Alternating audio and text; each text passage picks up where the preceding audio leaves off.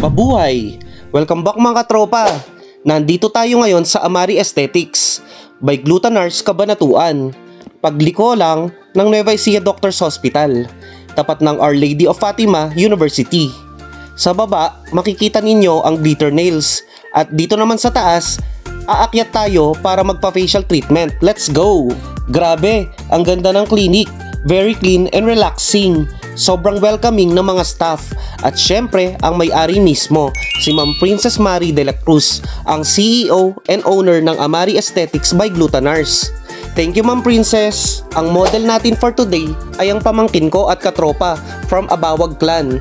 Ayan, ready na siya at naka-headband na habang nakahiga. Prepping the face muna bago simulan ang treatment. Ayan, minamassage na ng therapist ang face gamit ang gentle foam cleanser. Ang sarap sa pakiramdam, parang nawawala agad yung stress sa mukha. Next step, nire-rinse na gamit ang wipes. Ang linis tingnan at sobrang fresh sa feeling. Perfect talaga before mag-proceed sa next step. Ngayon naman, mistulang bina-vacuum ang face. Ito yung part na tinatanggal ang excess oil at mga dumi sa pores. Nakaka-relax kahit may konting sensation. After vacuum, time to steam. Ginagamitan ito ng warm mist para bumuka o mag-open ang pores ng skin. Mas madali na tuloy matanggal yung mga whiteheads at blackheads. Ayan na ang critical part. Piniprick na ang mga whiteheads at blackheads. Medyo may konting hapde pero tiis ganda mga katropa.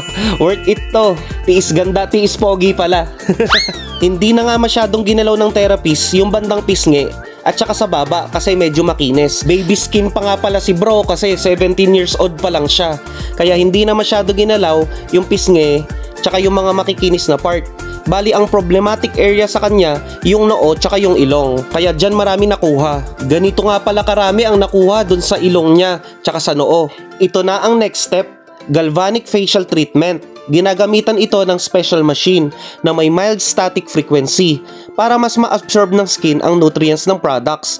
Kaya ayan, pinapahawak ang client ng isang metal rod na connected sa machine habang ginagamitan ng device sa face.